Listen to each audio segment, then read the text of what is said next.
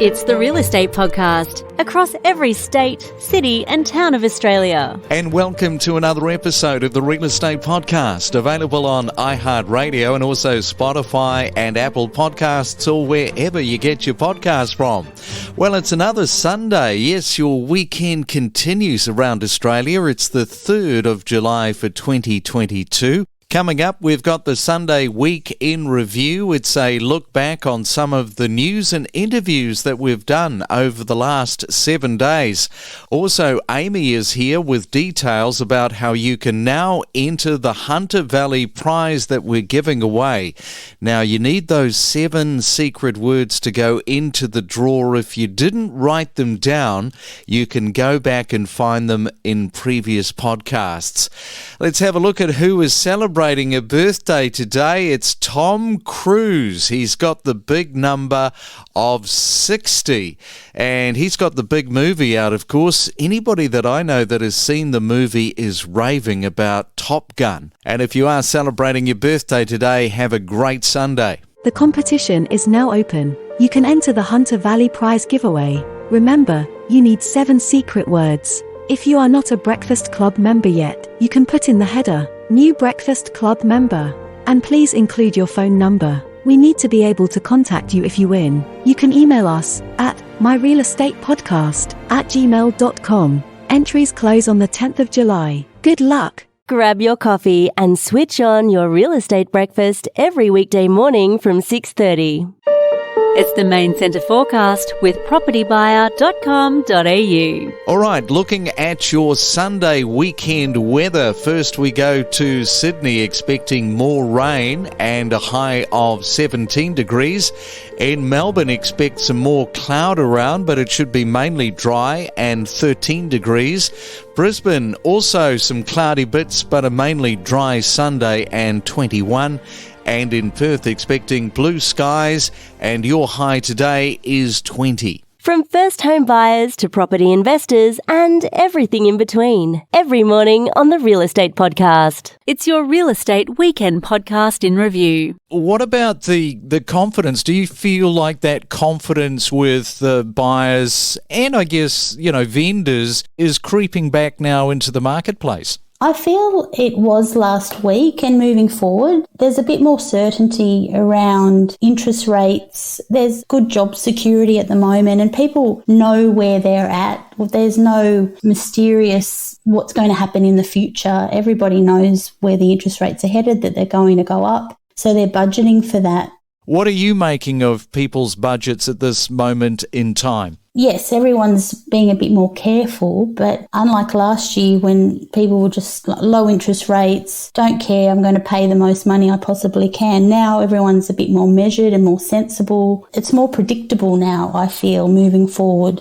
And talking about being measured, I believe that when it comes to buffers, you like to have a bit of a conversation with regarding one price and then the buffer price. Tell us a little bit about that conversation.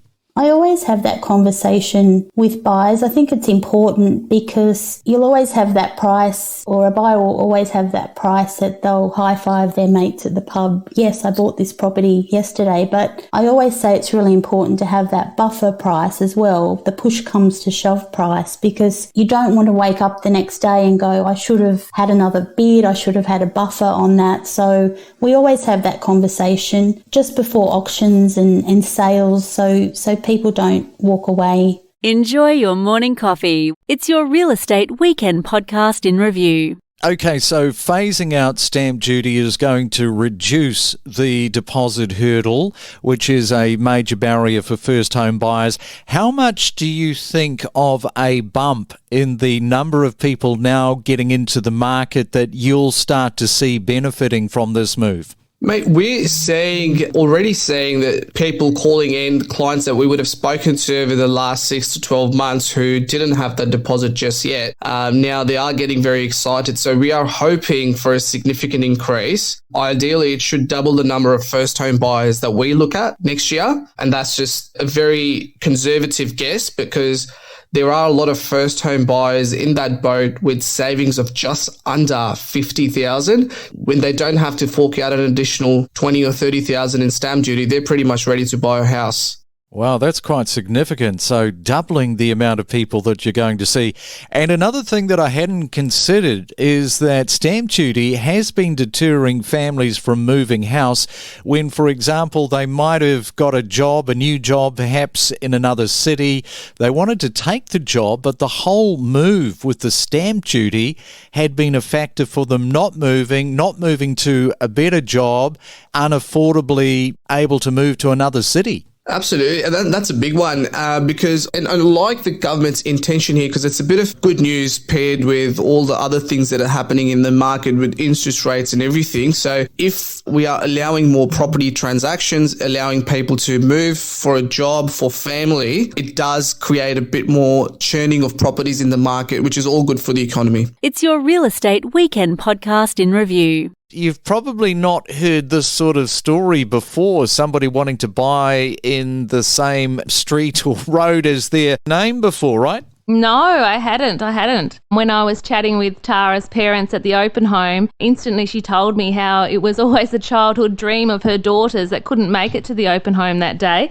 And that she'd always wanted to live in Tara Drive, and they were so excited. And I knew at that time that they were going to put a contract in on the property. And yeah, so when it all came confirmed and Tara finally got to have a look at the property, it was really quite a lovely story. And you could tell that, really was a dream come true for Tara and for the whole family. So what happens next? Because you've bought Tara Drive, but it's not your home. So when you come to buy, what's going to happen? Are you going to move just 2 doors down from mum and dad, or have you got a plan? Well, I don't know if I could afford in the same area at my age, but I reckon I'll stay there for a little while yet, finish uni, and then, see where I go after that.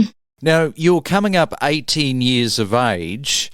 I did have a quick look, and I saw that there is a Jones Street in Burnie. Would that appeal? That could definitely do something. Yeah, and I also found that there's a Tara Street. I think it's Hobart.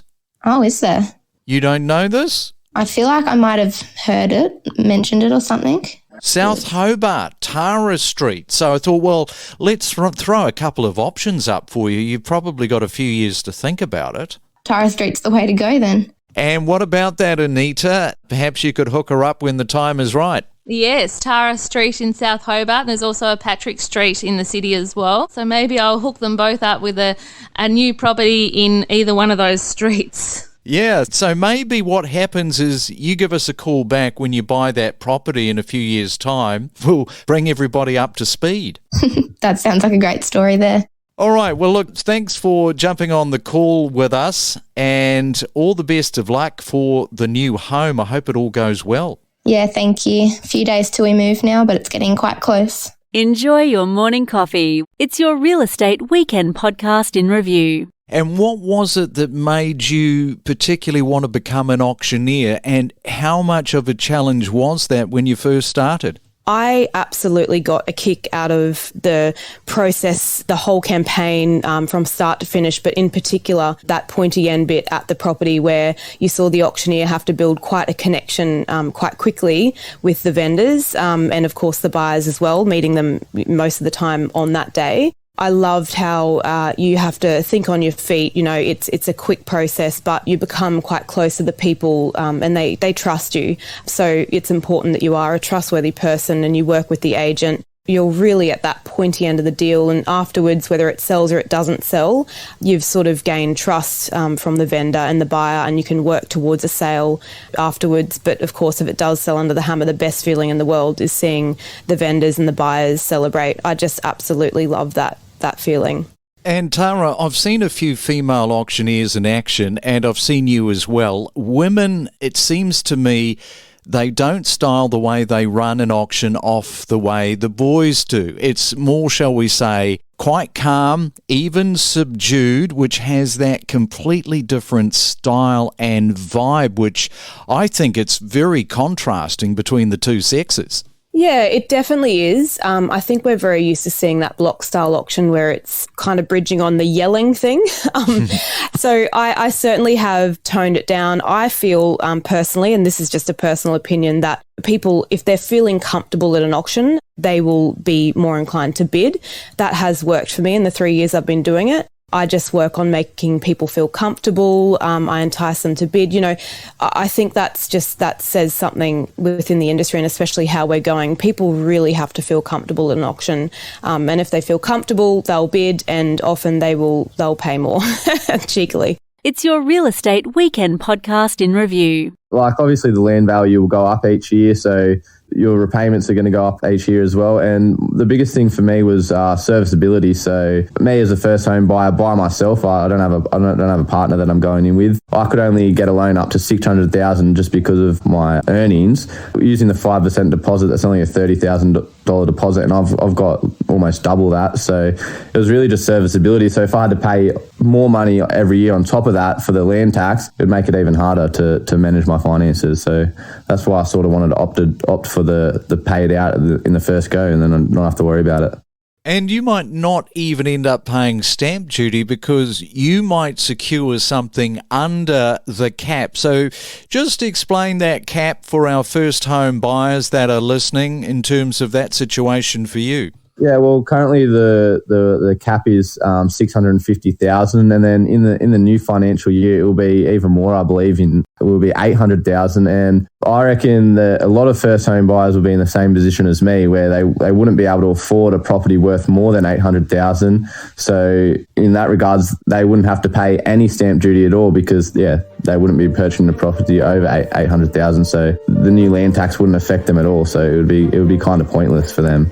We connect you to the best real estate information across Australia. The Real Estate Podcast.